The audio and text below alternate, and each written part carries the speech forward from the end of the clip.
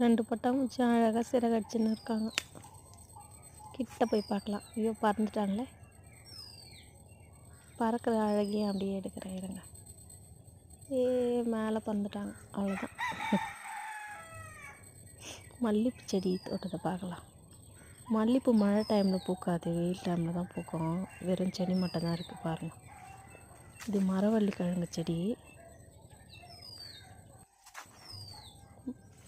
மாம்பூ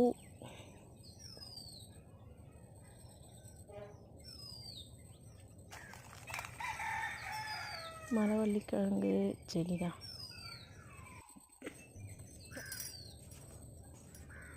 பனைமரம் இருக்குது, ஒரு பனைமரம் இருக்குது எங்கள் தோட்டத்தில். கழனியில் தான் நிறைய இருக்குது.